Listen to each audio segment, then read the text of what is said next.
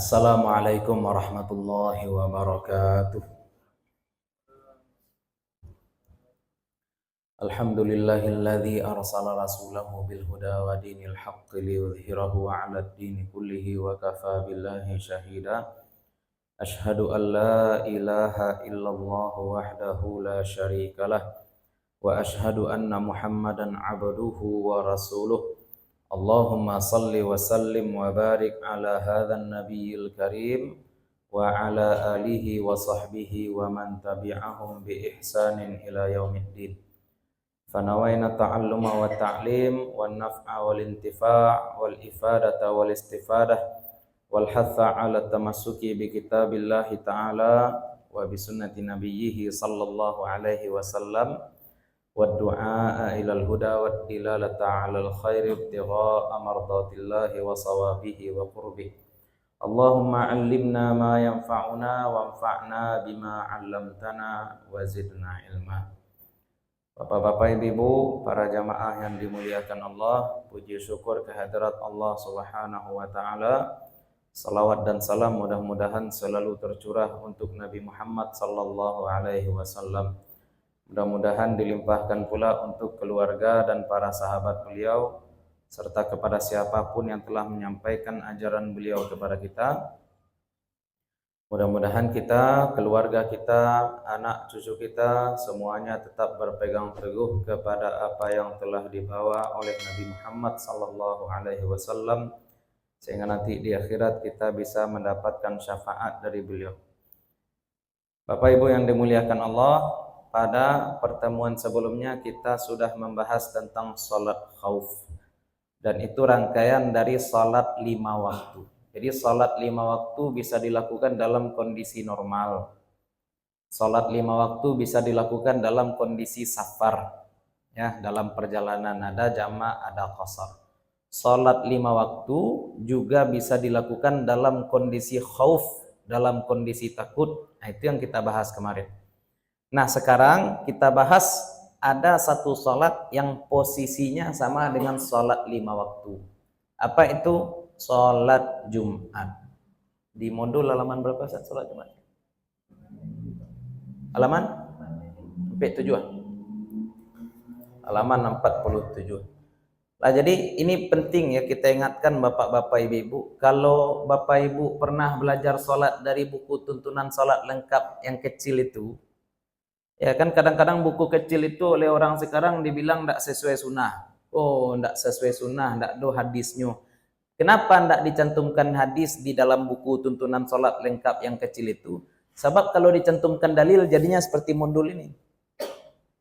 Ya, tidak bisa dibawa ke mahkamah, Pak. Ikut salat baru. Yang bersuci kan ada juga yang sebelum ini. Ini salat saja berapa halaman totalnya itu? 70 halaman. Gadang-gadang loh, Le. Kalau buku tuntunan salat lengkap bisa masuk saku nak. Yang ketik yang 5.000 berapa ketik ragu. Ada nak ketik. Kenapa bisa tipis? Sebab tidak dituliskannya hadis. Bukan berarti tidak ada hadisnya. Hadisnya ada.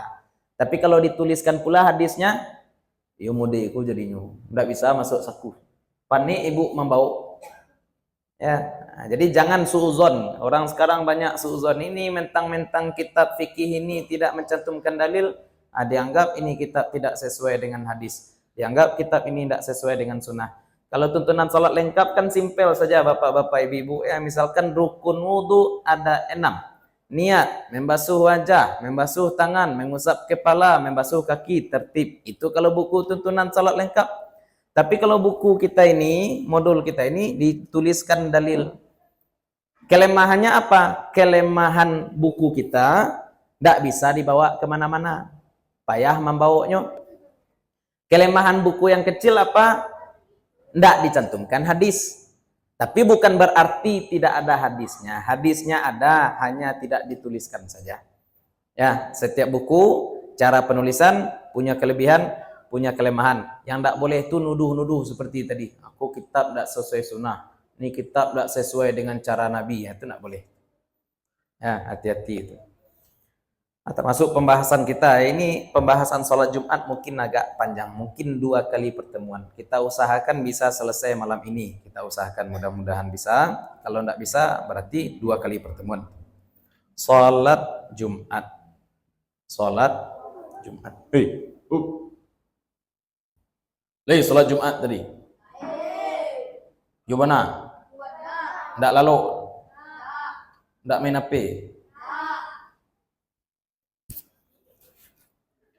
Anak muda ini sembahyang Jumat sehari. Awak tengok khatib Pak, mencari anak sekolah payah. Ya, payah cari anak sekolah. Kecuali masjid takwa ya.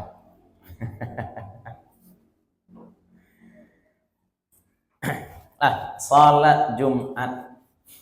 Salat Jumat ini dalam pembahasan salat jamaah dulu kita katakan tidak sah kecuali dilaksanakan secara berjamaah. Nah, dalam pembahasan sholat Jumat, yang penting kita tahu apa?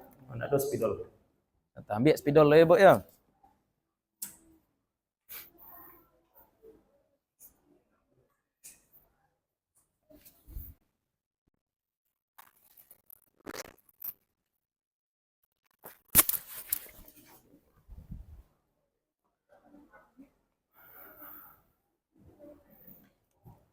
Yang harus kita tahu dulu apa? Istilah dulu. Istilah. Kalau di Arab, semua tempat sholat itu masjid. Masjid itu tempat sholat. Nah, kalau tempat sholat Jumat namanya jami'. Nah, jami' ini tempat sholat Jumat. Kalau di Indonesia, masjid itu tempat sholat Jumat. Kalau tempat sholat biasa namanya apa? Musola. Itu bedanya. Nah, kita pahami ini dulu ya. Ada namanya masjid jami'. Berarti di situ ada sholat Jumat. Ada musola. Nah, kalau di Arab enggak. Ada masjid, ada jami'. Ada masjid, ada jami'. Kemudian nanti kita juga akan ingatkan ada mukim, mustautin, musafir. Itu juga sudah kita bahas dalam permasalahan rukhsah, jamak dan juga qasar. Nah, kalau musajid kita hukum musajid namanya berarti kah? Jami'. Karena di sini dilaksanakan sholat Jumat. Kalau dahulu mungkin seperti Arab. Masjid banyak, ada masjid jami'. Masjid banyak, ada masjid jami' dulu. Kalau sekarang enggak. Sekarang masjid. Setiap tempat ada masjid. Ya, apakah boleh atau tidak? Kan muncul pertanyaan nanti. Sholat jamaah, sholat Jumat itu apakah boleh dilakukan di rumah saja 3 orang? Ya, bapaknya 1, anaknya 2, yang 1 jadi imam, yang 1 jadi khatib, yang 1 jadi muazin, boleh enggak? Ya. Ataukah sholat Jumat itu memang harus 40 orang? Kalau satu kampung ada 2 masjid sehingga 2 kali dilaksanakan sholat Jumat, kira-kira boleh atau tidak? Itu insya Allah kita akan bahas. Ya, sholat Jumat. Sholat Jumat itu hukumnya wajib. Sholat Jumat itu hukumnya wajib dan hari Jumat ini adalah hari kemuliaan bagi kita kaum muslimin. Orang-orang Nasrani hari besarnya hari Ahad. Orang-orang Yahudi hari besarnya hari Sabtu. Umat yang nanti di akhirat yang pertama kali akan dihisab siapa? Umat Nabi Muhammad. Walaupun paling terakhir nabinya. Walaupun Nabi Muhammad itu nabi paling terakhir, tapi kita nanti yang paling pertama dihisab. Privilege umat Nabi Muhammad SAW. Harinya pun hari pertama. Hari Jumat dulu, baru hari Sabtu, baru hari Ahad. Hari raya kita dulu, baru hari raya orang-orang Yahudi, baru hari raya orang-orang Nasrani. Dan sholat Jumat ini sebenarnya sudah diwajibkan, disyariatkan di Makkah sebelum Nabi Muhammad SAW hijrah. Nabi Muhammad berapa tahun dakwah di Makkah?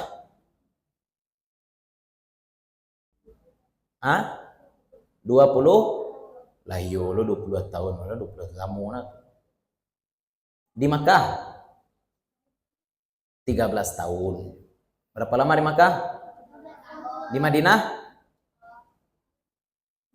Nabi meninggal umur berapa?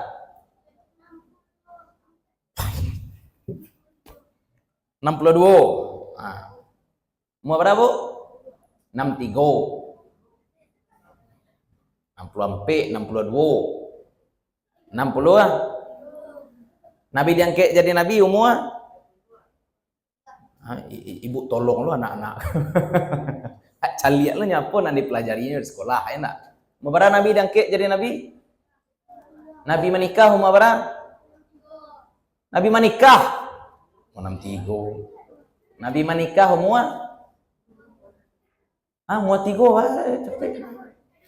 25. Lah Nabi menikah umur 25. Nabi diangkat jadi nabi umur 40. Nabi berdakwah di Makkah 13 tahun. Sisonya di Madinah berapa tahun berarti? 63 kurang 53 berapa? Pakailah kalkulator. 63 kurang 53. 10 lama.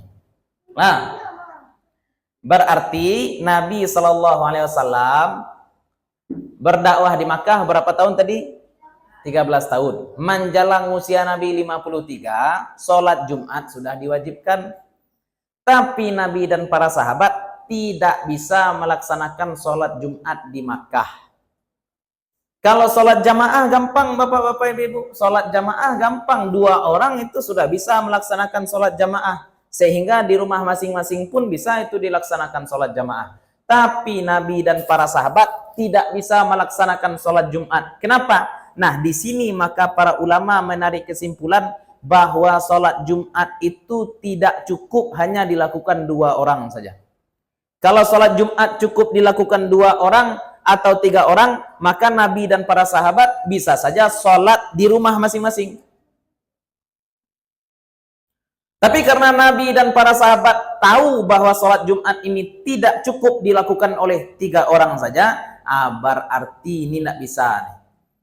Siapa yang pertama kali melaksanakan sholat Jumat? Justru yang pertama kali melaksanakan sholat Jumat adalah sahabat Nabi dari Madinah. Ada baiat Aqabah 2 kali, itu dilakukan oleh jamaah haji dari Madinah. Mereka berangkat ke Makkah, mengakui kenabian Nabi SAW. Balik ke Madinah, mereka ajarkan Islam di Madinah. Mereka yang pertama kali melaksanakan sholat Jumat. Siapa itu tokohnya, pemimpinnya? Namanya As'ad bin Zararah. As'ad bin Zararah. Ini gambaran. Kenapa sholat Jumat itu tidak sah dilakukan cuma bertiga saja? Kenapa? Karena kalau bisa dilakukan cuma bertiga saja, pasti di Makkah Nabi sudah lakukan sholat Jumat. Nyatanya di Makkah tidak dilaksanakan sholat Jumat, itu menunjukkan bahwa sholat Jumat harus dilakukan oleh orang ramai. Tapi Nabi dan para sahabat ketika itu tidak bisa ramai-ramai sholat di Makkah. Karena kondisi kaum muslimin lemah. Sehingga yang melakukan sholat Jumat beramai-ramai itu pertama kali siapa? Orang Madinah. Pimpinannya siapa tadi? As'ad bin Zararah. Nah, sekarang ukuran banyak itu berapa? Itu lagi. Ukuran banyak itu berapa? Banyak yang mencolok itu berapa orang? Mazhab Syafi'i mengambil standar banyak itu adalah 40 orang sesuai dengan riwayat dari As'ad bin Zararah. Salat Jumat 10 orang tidak sah. 20 orang tidak sah. 40 orang baru sah. 40 orang tapi yang 20 tertidur saat khatib khutbah tidak sah. Ya, lalu cukup ketika khutbah. Alenda, dengan khutbah ya. Itu gambaran ya, kenapa muncul istilah harus 40 orang ini. Kemudian juga salat Jumat ini menjadi syiar persatuan kaum muslimin. Salat 5 waktu boleh jadi dilakukan di beberapa tempat. Banyak musala dahulu di masa Nabi SAW, betul. Ada Masjid Qiblatain juga, ada Masjid Kuba. Tapi kalau untuk sholat Jumat semuanya disatukan di satu tempat di Masjid Jami, dan yang khutbah siapa? Yang khutbah itu semestinya adalah pemimpin kaum muslimin. Di masa Nabi yang khutbah siapa? Nabi Muhammad. Wafat Nabi sallallahu alaihi wasallam yang khutbah siapa? Abu Bakar. Wafat Abu Bakar yang khutbah siapa? Umar bin Khattab. Wafat Umar siapa yang khutbah? Utsman bin Affan. Wafat Utsman bin Affan siapa yang khutbah?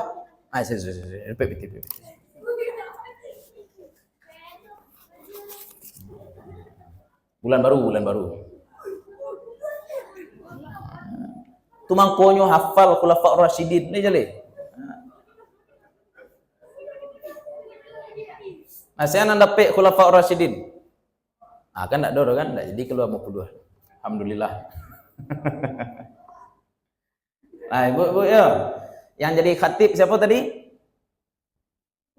Pemimpin kaum muslimin. Ini di masa Nabi, Pak. Ini di masa Nabi. Yang jadi khatib adalah pemimpin. Makanya kita temukan hadis-hadis tentang sholat Jumat. Bagaimana kita tahu ciri-ciri orang munafik? 3 kali tidak ikut sholat Jumat, munafik. Dan dalam sholat Jumat yang ditekankan memang asas persatuan kaum muslimin. Makanya tidak usah bahas khilafiyah ketika khutbah Jumat. Jangan dibahas pula ikut khilafiyah, masalah nan membuat orang batikai yang akan membuat orang bercakap. Tidak boleh dibahas ketika khutbah Jumat. Ketika khutbah Jumat yang akan dibahas itu apa? Yang akan dibahas saat khutbah adalah wasiat takwa. Wasiat takwa itu inti. Kau indah kadang-kadang khatib khutbah nan dibahas apa? Ikut bid'ah, kau ikut itu tidak khutbah. Itu mencari percakapan jamaah. Ada kaji bid'ah, ada, tapi bukan dikaji ketika khutbah Jumat. Kajinya di tempat lain lah. Jangan ketika khutbah. Ketika khutbah yang kita tuju adalah apa tadi? Ijtima, persatuan umat. Bagaimana umat ini rukun, tidak bertikai. Makanya kadang-kadang ngancak juga awak dijajah. Kalau dijajah tu ada musuh nan jalih. Kalau ndak ada penjajah, kau awak sama awak cekak jadi. Ya, kacau.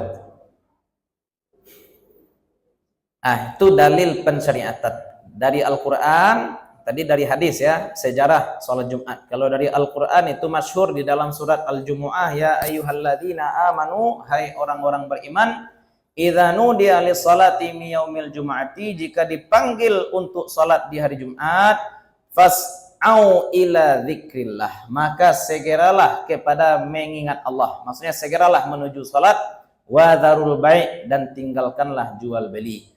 Tak boleh jual beli ketika khatib sudah naik mimbar. Tidak boleh jual beli ketika khatib sudah naik mimbar, kecuali orang-orang yang memang tidak wajib melaksanakan sholat Jumat. Perempuan misalnya, anak-anak. Ya, ini perlu ditertibkan barangkali di beberapa masjid ketika sholat Jumat banyak yang jualan di luar masjid. Khatib sudah naik mimbar, hanya menggalih jo. Masuk dalam masjid, tinggalkan jual beli.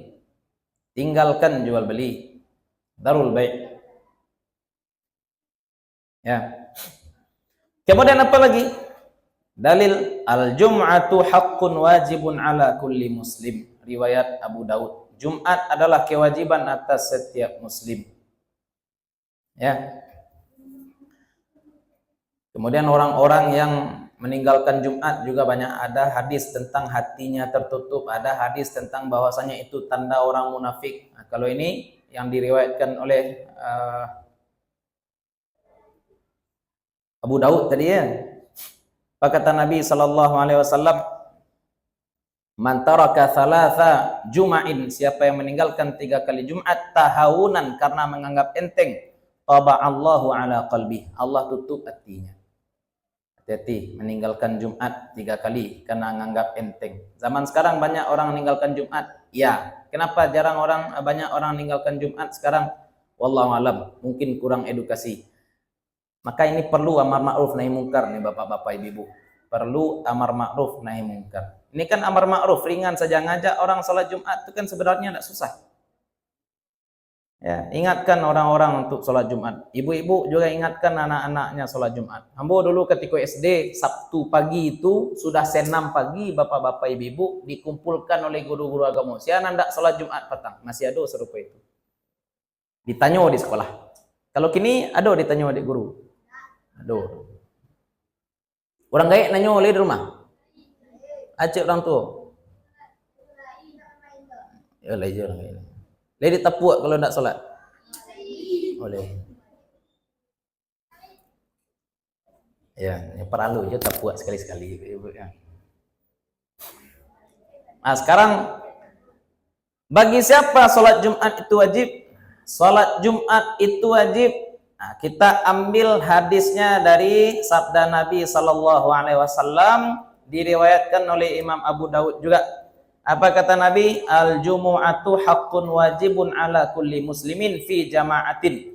Salat Jumat itu wajib atas setiap muslim dalam jamaah. Harus berjamaah. Tidak boleh salat Jumat sendiri-sendiri. Illa arba'ah. Kecuali 4 orang saja yang boleh tidak ikut salat Jumat.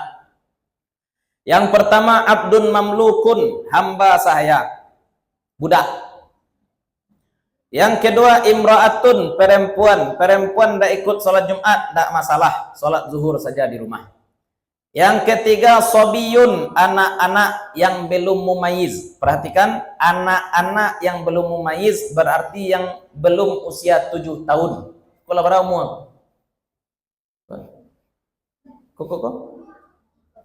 10 wajib ya. Kalau di bawah 7 tidak wajib. Orang tua pun belum wajib menyuruh anak di bawah 7 untuk sholat Jumat. Tapi kalau sudah 7 tahun, itu namanya sinut tamyiz, usia mumayyiz, maka orang tua wajib nyuruh dia sholat Jumat. Kalau anak umur 7 tahun tidak ikut sholat Jumat, tidak masalah. Karena kita masih menyuruh, mengajak dia. Tapi umur 9 tahun tidak sholat Jumat, sama seperti tidak sholat biasa, pukul. Wadribuhum 'alaiha wa hum abna'u 10 sinin. Anak kalau sudah masuk umur 10, sempurna 9 tahun, kalau tidak sholat, dipukul. Siapa lagi yang tidak wajib? Au maridun, orang sakit juga tidak wajib ikut sholat Jumat. Dalam riwayat lain dari Imam Darul Qutni ditambah, siapa yang boleh hendak ikut sholat Jumat? Siapa saja? Imra'atun, perempuan, musafirun, orang berjalan, abdun, hamba sahaya, maridun, orang sakit. Di dalam hadis Abu Dawud yang lain juga ditambah, siapa itu? Al-jumu'atu ala kulli man sami'an nida. Salat Jumat wajib bagi setiap orang yang mendengar seruan Jumat. Dalam artian kalau ada orang yang tinggal di tempat terpencil, sendirian saja dia di tempat terpencil, tidak sampai kepadanya panggilan salat Jumat, maka tidak wajib juga dia melaksanakan salat Jumat. Nah, ini umpama orang-orang suku Badui yang tinggal di sekeliling kota Madinah, tidak wajib mereka melaksanakan salat Jumat. Nah, berarti siapa saja yang wajib melaksanakan salat Jumat? Ini judulnya syarat wajib Jumat. Syarat wajib Jumat.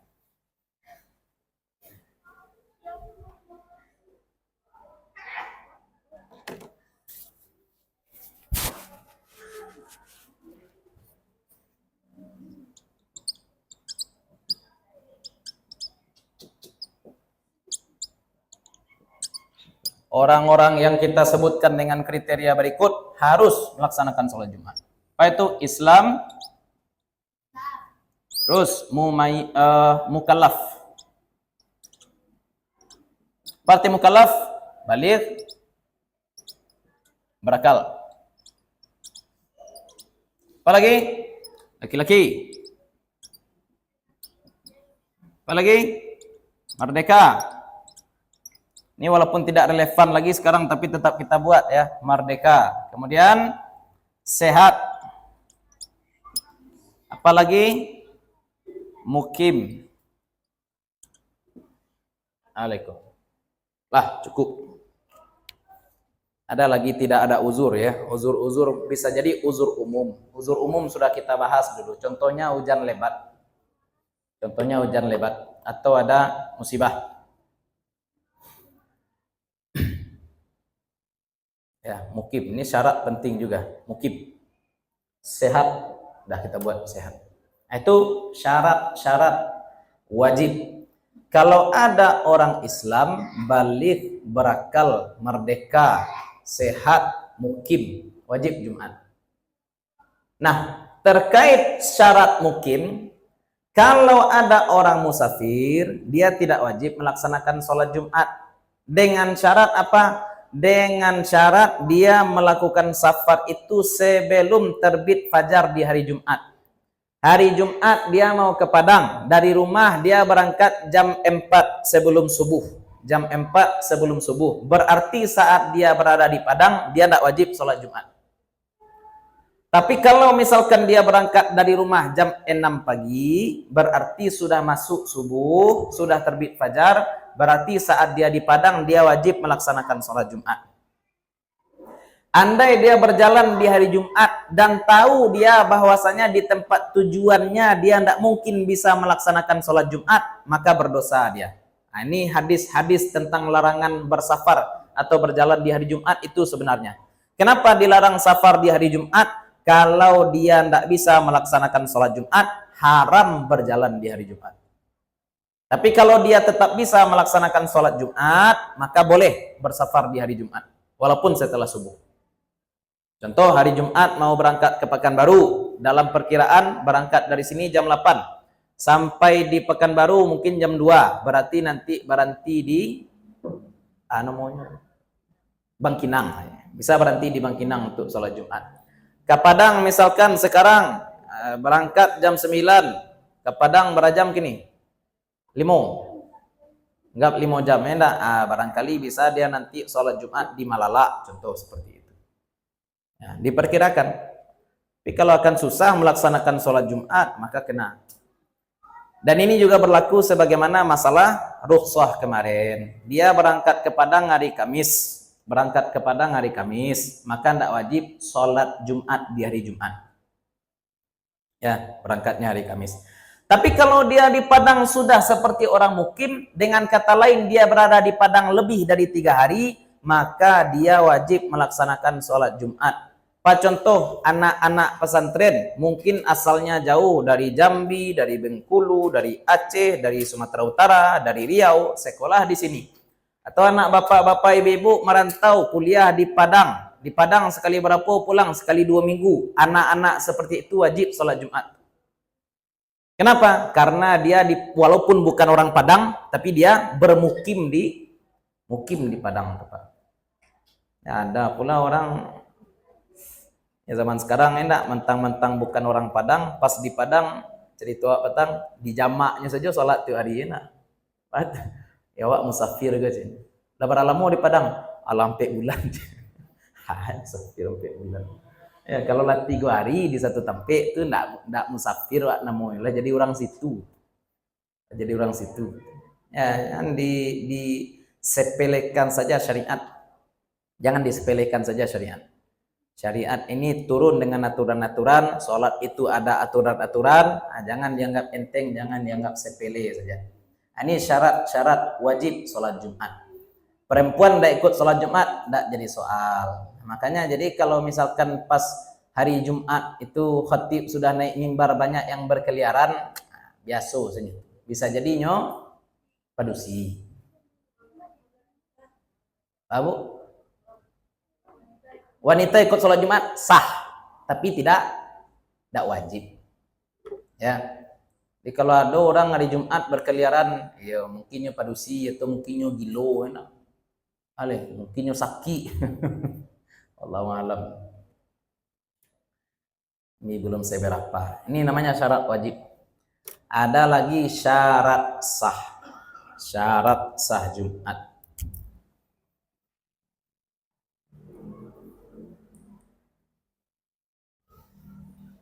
Syarat sah Jumat.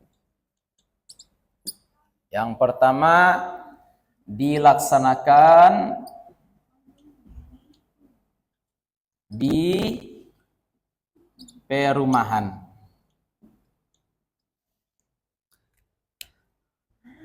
Ini konteksnya kita pahami dulu cara tinggal orang-orang dulu ya, bapak-bapak, ibu-ibu ya. Orang-orang dulu itu ada 2. Ada namanya Madani, ada namanya Badawi. Ada Madani, ada Badawi. Madani itu artinya orang yang hidup di rumah-rumah, sedangkan Badawi atau Badui itu orang yang hidup di kemah-kemah. Nah, di masa Utsman bin Affan, ketika dilaksanakan sholat Id, orang-orang Badui ini datang berbondong-bondong ke Madinah. Datang mereka berbondong-bondong ke Madinah untuk ikut sholat Id bersama dengan kaum muslimin. Dan ketika itu, yang riwayat yang kita dapatkan, khalifah kaum muslimin adalah Utsman bin Affan. Setelah dilaksanakan sholat Id, Utsman bin Affan mengatakan bagi orang-orang Badui ini, orang-orang Badui yang tidak punya rumah ini, yang tinggalnya di kemah-kemah ini, orang-orang Badui silahkan kalian pulang. Dengan kata lain apa? Orang-orang Badui ini tidak ikut sholat Jumat. Sedangkan yang berada di Madinah tetap melaksanakan sholat Jumat. Nah, ini mohon dipahami nih terkait andai misalkan hari raya jatuh di hari Jumat, orang sudah sholat Id di pagi hari, apakah masih perlu melaksanakan sholat Jumat di siang hari? Ya, jawabnya apa? Perlu. Kenapa? Sholat Id hukumnya sunnah, sholat Jumat hukumnya wajib. Tidak mungkin yang sunnah bisa menggugurkan yang wajib. Lalu hadis tadi bagaimana Ustaz? Utsman bin Affan membiarkan itu orang-orang ini pulang dan tidak ikut sholat Jumat. Yang dibiarkan oleh Utsman bin Affan pulang adalah sahabat tabi'in, ya, penduduk Madinah yang Badawi, orang-orang Badui yang tinggalnya di kemah-kemah, balik ke perkemahannya. Orang-orang itu memang tidak wajib melaksanakan sholat Jumat.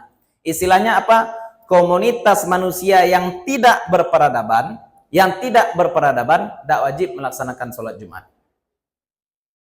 Yang wajib melaksanakan sholat Jumat apa? Madani. Nah, orang-orang yang punya rumah, istilahnya kalau orang-orang Badui itu kalau bahasa kerennya kan orang-orang nomaden. Orang nomaden itu bagaimana? Berpindah di mana ada air. Di mana ada air pindah kemahnya. Nah, kini pindahnya di situ. Besok di situ tumbuh rumput. Kalau orang-orang Badui ini kan kerjanya menggembala kambing, misalkan di situ tumbuh rumput, pindah kalau kemahnya ke situ. Orang-orang ini tidak stabil tinggalnya. Nah, tapi kalau orang-orang yang stabil tinggal, orang-orang Madani, walaupun rumahnya rumah-rumah kayu, maka orang-orang seperti ini wajib melaksanakan sholat Jumat. Dan tidak boleh sholat Jumat itu dilakukan di luar tempat perumahan. Sebab ini menunjukkan syiar bahwasanya perumahan ini, perkampungan ini adalah kampung kaum muslimin. Ini orang misalkan di Payakumbuh ada kelompok rumah, ini kota Payakumbuh. Tiba-tiba untuk melaksanakan sholat Jumat dilakukan di tengah sawah atau di tengah rimbo. Ya, di mana sholat Jumat dilakukan? Di komplek perumahan itu. Sebab tujuan sholat Jumat apa tadi? Selain mempersatukan umat Islam, menunjukkan syiar juga. Ya, kok malah sholat seolah-olah i'tizal, dipisahkan dari perumahan. Sholat Jumat tidak dipisahkan dari perumahan. Nah, maka mesti dikumpulkan pelaksanaan sholat Jumat itu di dalam khittatul abniyah, di dalam batas komplek perumahan tadi. Nah, jadi kalau perumahan muslim zaman kini lah kira-kira, perumahan muslim bikin musala boleh. Bikin musala boleh. Kalau misalkan perumahannya itu agak besar, dibikin masjid di dalam jadi. Ya. Kalau dahulu dakwah Syekh Burhanuddin Ulakan ketika mengislamkan Ranah Minang di abad 16 sampai abad ke-17 itu syarat berdiri negari, Pak. Syarat berdiri negari apa saja, Bu? Siapa Pak pakar adat balai apa boleh? Ada ampe pesukuan minimal, ya enggak? Kalau kurang dari ampe suku di Cik Negari maka enggak bisa jadi Cik Negari. Ada pakannya, kemudian mesti ada masjid. Ya, kalau dulu di Payakumbuh aku ada barang negari. Foto nanampe, Cik. Foto nangadang, Cik. Masing-masing punya masjid gadang kan? Masing-masing punya. Itu syarat tagak negari dulu tuh. Kalau enggak ada masjid, enggak tagak negari. Itu dakwah Islam dulu. Itu dakwah Islam dahulu. Nah, ini harus kita ingat nih sejarah bagaimana Islamisasi di Minangkabau. Tidak terlepas dari pembangunan masjid. Sebagaimana dakwah Nabi SAW di Madinah juga dimulai dengan apa? Membangun masjid. Membangun masjid kok sakral, bapak-bapak, ibu-ibu. Membangun masjid itu sakral. Jangan mantang-mantang pitih banyak. Kini wak takana kama di payan pitih buik musaji. Buik musaji. Di mana musaji saja kini. Mohon maaf. Kalau untuk musala buatlah di mana-mana. Tidak masalah musala. Tapi kalau untuk sholat Jumat, kalau bisa satu masjid di Pegadang, kalau bisa. Ya, kalau kadi jarak-jarakkan, jangan dake-dake bana. Istilahnya mik siko kama jauh jaraknya, sainggu itulah kira-kira. Ya, kalau zaman dahulu ndak do mik, memang naik Bilal kateh, kemudian Bilal azan, seberapa jangkauan Bilal itu jangan buat musajid. Kalau di Indonesia ini agak lapang ya bangun masjid. Bangun masjid kalau di Indonesia syaratnya apa? Tanda tangan 3 masjid sekitar itu saja syarat. Kalau di Malaysia cobalah sekali-sekali ke Malaysia Pak. Ya. Susah untuk sholat Jumat jauh 3 km jauh jalannya. Ya, tapi itu tergantung lagi ya. Kalau daerahnya padat, banyak masjid, tidak masalah. Itu masalah taat dudul Jumat lagi. Yang penting sekarang sholat Jumat mesti dilaksanakan di tengah pemukiman. Jangan untuk tinggal kita di sini, tapi untuk sholat Jumat dibuat tempat sholat di tengah rimba. Itu tidak sah sholat Jumat. Seperti itu. Yang kedua, syarat sah Jumat adalah baru Jumat dianggap sah kalau peserta Jumat itu lebih dari 40 orang laki-laki. 40 orang laki-laki ya, yang baligh, yang mustautin. Syarat yang agak baik. Diikuti 40 orang. 40 ini apa? Laki-laki, baligh, berakal. Satu lagi penduduk asli atau mustautin lah kita buat di sini ya. Mustautin. Mustautin itu maksudnya apa? Kita buat gambaran. Datang 40 orang turis. Datang 40 orang turis dari atau 50 orang turis dari Singapura ke Payakumbuh. Datang 50 orang turis dari Singapura ke Payakumbuh. Jalan-jalan mereka di Harau. Jalan-jalan mereka di Harau. Nah, sekarang 50 orang ini bapak-bapak ibu-ibu, kira-kira mereka harus ikut sholat Jumat di masjid setempat atau mereka bikin sholat Jumat sendiri? Hah? Wah, kira-kira. Boleh enggak? Wah, kan 50 lah, kan lebih hampir 10 lah kecilnya. Pakai bahasa Singapura ya, nak kira pakai bahasa awak ya. Kita ini kan dah lebih 50 nih, dah boleh sholat Jumat nih. Iya, memang jumlahnya lebih dari 40. Tapi apa? Mereka ini bukan orang sini. Kok sebenarnya hikmahnya jangan memacah itu sebenarnya. Jangan memacah. Datang turis nanti kemari, ditutupnya jalan, kami sholat Jumat di Siko. Enggak seperti itu caranya. Caranya bagaimana? Cari masjid yang ada di daerah situ, kemudian kita ikut sholat Jumat di situ. Jangan macah. Nah, koko mungkin fikih kontemporer yang berkaitan dengan masalah ini adalah tentang asrama. Asrama polisi, asrama tentara, asrama mahasiswa, ataupun pesantren. Kalau pesantren-pesantren tua, biasanya santri-santri itu sholat Jumatnya ikut dengan sholat Jumat yang ada di kampung itu. Contohnya di Parabe itu santrinya sholat Jumat di Masjid Jami' Parabe. Contohnya di Canduang, santri-santrinya sholat Jumat di Masjid Canduang. Contohnya di Al-Kausar, santri-santrinya sholat Jumat di Masjid Al-Kausar. Bukan cuma santri yang sholat di situ. Tapi kalau pesantren-pesantren modern biasanya masjidnya di dalam komplek. Kalau kita saklek dengan ini berarti sholat Jumat di dalam komplek tidak sah jadinya. Kenapa tidak sah? Karena yang melakukan sholat Jumat itu bukan orang asli. Kalau dicaliak secara kasat mata sajalah sabananya yo. Wak contoh ICBS Padang Kadudua.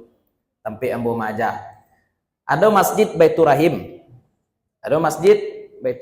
Lah ada di situ di Simpang Padang Kadudua. Di dalam kompleks sekolah tidak sampai 100 meter mungkin kan dake jaraknya tuh. Ada pula Masjid As-Sa'idi. Ya. Orang di luar sholat Jumat, orang di dalam juga sholat Jumat. Jaraknya dake mana Pak? Ya, kalau dicaliak di mata kan tidak elok sabananya. Sabana-bana-bananya kayo. Dicaliak tidak elok. Kenapa? Jumatnya dua-dua bana padahal wak kampung, wak sekampung. Tapi kalau misalkan disatukan sholat santri dengan sholat penduduk di masjid, ada masalah. Apa masalah? Yang pertama, anak-anak santri bisa jadi cabut. Dijadikan kesempatan keluar sekali itu untuk cabut. Dijadikan kesempatan sholat Jumat sekali-sekali itu untuk membeli rokok. Rokok sekolah kayak. Hari Jumat membeli rokok, cik lu, cik Nina, alhamdulillah. Ya, Jumat berkah. Ya. Cik lain, yang lain boleh jadi kalau sekali-sekalian nak kau keluar, masyarakat banyak terompa hilang. Banyak lo terompa hilang. Kalau di dalam pondok kan terompa itu paling ngaco hilang. Paling ngaco hilang di dalam pondok. Makanya anak-anak tamat pesantren tuh mental kehilangannya agak kuat. Bakok serupa itu. Ya dek lah hilang di pesantren.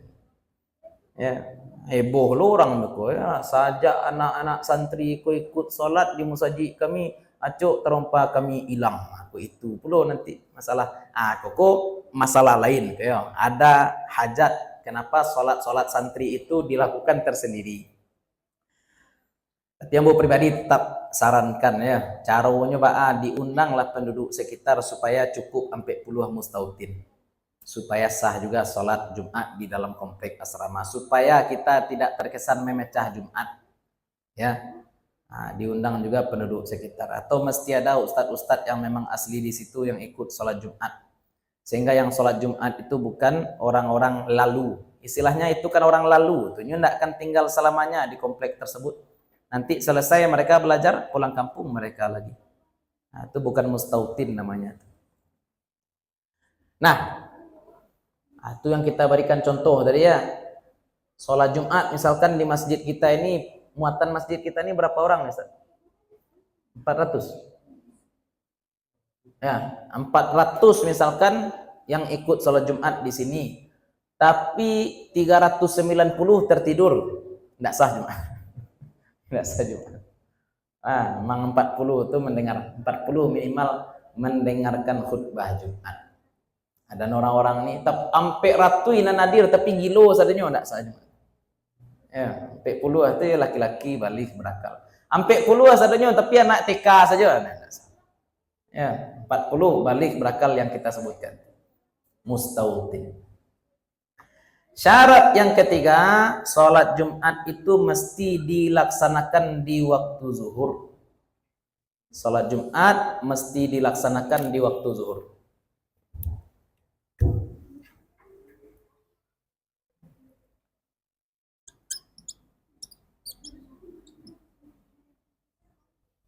Tidak sah sholat Jumat dilakukan di waktu asar. Lah masuk waktu zuhur, baru dilaksanakan sholat Jumat. Maka laki-laki ataupun perempuan, ibu-ibu misalkan ikut pula melaksanakan sholat Jumat.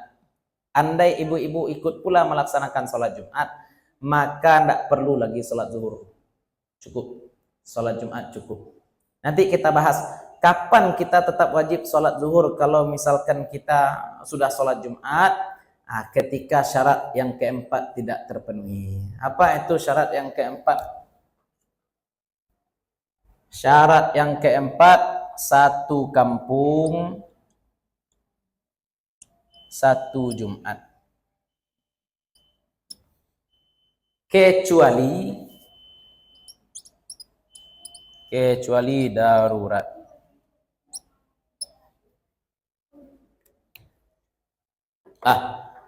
Satu kampung tidak boleh 2 kali Jumat. Satu kampung tidak boleh 2 buah tempat sholat Jumat. Satu kampung 1 Jumat. Kecuali ada hajat, kecuali ada darurat. Kenapa di satu kampung dilaksanakan 2 kali Jumat? Bisa jadi lizahmah, karena terlalu banyak orang. Kalau terlalu banyak orang, maka boleh. Yang pertama boleh bagaimana? Sholat Jumat 2 trip. Gimana sholat Jumat 2 trip? Sholat Jumat dulu orang penuh masjid sampai jalan-jalan pun penuh. Sudah selesai sholat Jumat, keluar jamaah. Orang-orang yang belum sholat Jumat masuk pula ke masjid, mereka kembali melaksanakan sholat Jumat. Itu cara pertama. Cara kedua, ya bikin masjid baru. Bikin masjid baru. Kalau ada hajat. Kini contoh, musajid paling daki Jawa ke di mana? Di Takwa. Musaji Jami', Musaji Ansarullah, Musaji Muqarrabin. Kan dake-dake. Ketika sholat Jumat semuanya penuh enggak? Berlebih-lebih lu malah. Berarti sah. Ini sah, itu sah, itu sah, itu sah. Kenapa sah semua? Karena kalau misalkan dibikin satu Jumat saja, ndak sadang, ndak cukup. Ndak cukup, maka boleh nih, ini boleh. Tapi kalau di tempat tersebut ternyata musajinya gadang, masih banyak sebenarnya lowong jamaah, dibuat pula masjid baru. Di sebuah kampung misalkan muatan masjidnya 1000 orang, yang hadir di masjid biasanya 500 orang, contoh. Berarti kan separuh masjid masih kosong. Dibuat pula satu masjid baru. Sehingga kemudian jamaah ini pecah, sebagian sholat di sini, sebagian sholat di sini. Ini masjid juga muatannya 1000, yang hadir cuma 500. Berarti ini isi 250, ini isi 250. Maka yang sah cuma salah satunya saja. Yang mana yang sah? Yang dahulu sholat. Yang dahulu sholat itu yang sah. Ustadz yang kemudian sholat bagaimana? Tidak sah Jumatnya. Kalau tidak sah Jumat bagaimana? Setelah Jumat itu lakukan sholat zuhur. Itu kalau Jumat ini berbilang tanpa ada hajat. Kan dulu itu makanya pengurus Ansarullah dulu ketika pusat kota Koya. Di Siko. Tentu pos segala macam di Siko ya. Kan akan dibeli oleh pemerintah kota. Ini kan milik kabupaten. Akan dipilih oleh pemerintah kota untuk membangun masjid raya kota. Ya, yang menolak termasuk Ansarullah. Kenapa ditolak? Kalau dibuat belum masjid nanti kosong. Kosong, tu kosong, tu kosong, tu kosong. Ya. Sehingga terjadi ta'addudul Jumat, Jumat jadi berbilang tanpa ada hajat. Ya, sebenarnya jarak musaji itu perlu diagih regulasi juga sebenarnya. Ya, kalau di kota mungkin orang ramai, kalau di jorong kan nampak saja. Ya, kalau di desa nampak-nampak saja, kalau di kota ya seperti itulah. Maka jangan sampai Jumat ini berbilang tanpa ada hajat. Itu yang kita ingatkan lagi bapak-bapak ibu-ibu. Ini banyak orang bikin-bikin alasan untuk buat masjid dan buat Jumatan. Di Padang Japang itu jadi masalah. Padang Japang itu jadi masalah. Masjid lama muat untuk jamaah, untuk penduduk, dibuat masjid baru. Efeknya bagaimana? Berbilang Jumat. Kalau bikin musola kan tidak masalah. Bikinlah musola banyak-banyak. Bikinlah tempat sholat tidak banyak-banyak. Tapi jangan sampai memecah sholat Jumat. Karena di masa Nabi juga ada tempat sholat selain Masjid Nabawi. Tapi kalau untuk sholat Jumat semuanya berkumpul di mana? Masjid Nabawi, Pak. Kita juga seperti itu sekarang. Kalau tidak ada hajat, tidak usah bikin masjid baru. Ya, lebih baik sebenarnya memperbesar masjid yang sudah ada daripada bikin masjid baru. Di Pagadang ke belakang misalkan itu lebih baik daripada bikin masjid baru sebenarnya. Maka memang spirit persatuan itu lebih dikedepankan daripada ego. Kadang-kadang awak ingin musaji ku ate namo watu ambo, ambo ingin musaji ku ate namo inyi ambo. Ku namo musaji takwa, takwa ku namo siako, ndak namo inyi ambo, ambo buat musaji baru ate namo inyi ambo. Itu jadi masalah. Gengsi. Ya, cari-cari gengsi itu nak baik. Masjid musala. Mana gadang pahalonya Pak, membangun masjid atau membangun musala? Bu, mana gadang pahalo membangun masjid atau membangun musala? Samo. Semuanya. Apa beda masjid di musala? Salat Jumat. Kini anggap padusi ingin salat juga ke musala, ke musaji hari Jumat. Biar laki-laki salat di musaji, ibu-ibu di mana salat? Kan bisa. Ada juga yang akan meramaikan tuh musala. Jangan gengsi, wak musaji, wak harus ada salat Jumat. Padahal masjid yang ada itu masih memadai. Tapi kalau tidak memadai lagi silahkan. Ini mohon maaf satu lagi. Di suatu kampung, kebetulan kampung ini tempat lalu, jalan raya. Sudah ada masjid yang memadai. Dibikin pula masjid baru di tepi jalan. Kecik musaji lamo, musaji kita cukup bakut dibuat pula musaji baru kecik. Kecik orang musaji baru ko. Enggak, kami enggak akan memacah jamaah kampung doh musaji kami koko untuk salat Jumat musafir. Itu alasan buat-buat. Bakok babuik-buik musafir wajib Jumat. Hah? Musafir nak wajib Jumat. Tu manga babuik salat Jumat musafir di musaji. Oh. Ya, itu namanya memecah. Memecah. Jadi kalau misalkan mau dibuat musala bagus, dibuat tempat salat mantap, dibuat masjid tempat salat musafir jadi. Tapi kalau akan dibuat ta'addudul Jum'ah, dibuat berbilang Jumat, ini hati-hati. Hati-hati. Tidak hadir Jumat, hati-hati. Ya, memecah Jumat, hati-hati. Dan kita juga perlu ingatkan, Nabi selain memberikan janji baik pada orang yang membangun masjid, ya, membanal masjid, siapa yang membangun masjid, maka Allah bangun istana baginya di surga, walau bilubnatin, walaupun dengan satu batu bata dia bangun masjid, Allah bangunkan baginya istana di surga. Tapi dalam kesempatan lain Nabi juga pernah membakar masjid. Nabi pernah membakar masjid. Apa yang dibakar oleh Nabi? Masjid Dirar. Namanya Masjid Dirar. Apa itu Masjid Dirar? Masjid yang dibangun padahal masjid lama masih memadai. Ini hati-hati nih Pak. Masjid lama masih memadai, dibangun Masjid Dirar. Masjid Dirar ini kalau di Indonesia kan masjid madu nih. Ayo, masjid poligami. Ya. Dibuat dua masjid, padahal masjid lama masih cukup. Makanya ini hati-hati kita.